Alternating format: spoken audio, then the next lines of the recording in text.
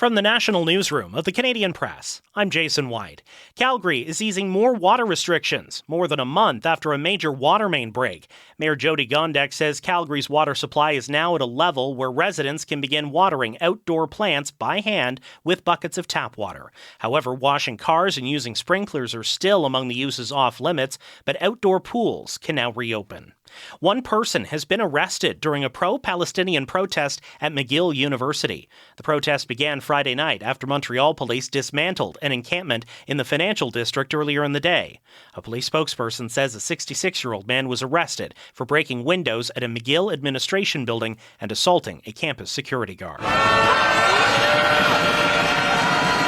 That's the sound of Israeli protesters gathering for a weekly demonstration at a square in Tel Aviv.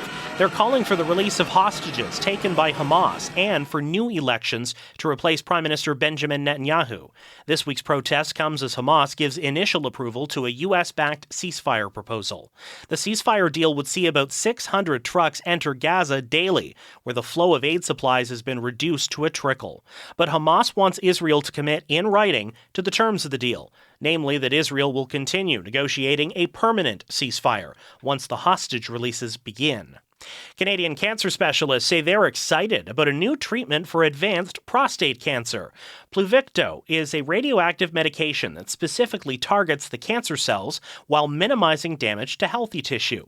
London Health Sciences Centre cancer researcher Dr. David Laidley says Health Canada approved the treatment almost 2 years ago, but negotiations on the cost are still ongoing. You kind of feel uncomfortable because this treatment will help many people, and our oncologists are asking, can we refer patients, or is this an option? And unfortunately, we have to say that it's not available. A spokesperson for manufacturer Novartis says the company is hopeful an agreement on pricing with the Pan-Canadian Pharmaceutical Alliance is within reach, but did not have an estimated time frame.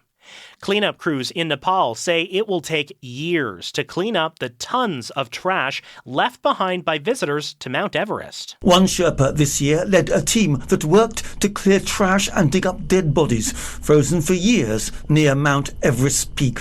Sushil Khadga at the Agni Ventures Waste Recycling Agency in Kathmandu tells the AP his group finds waste from decades back. We have found waste as old as 1950s, and those were mostly those batteries, and some of them were like cylinders. Since the peak was first conquered in 1953, thousands of climbers have scaled it, and many have left behind more than just their footprints.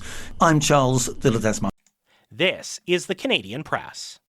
In sports, the Toronto Blue Jays' second game in their series with Seattle is underway. The Jays reinstated first baseman Justin Turner from the paternity list today after missing the last 3 games. He is active for today's game. In CFL action, the Montreal Alouettes host the Calgary Stampeders tonight. The defending champ Owls are 4-0 to start the year, but will be missing their star defensive lineman Sean Lemon. His suspension was reinstated on Thursday.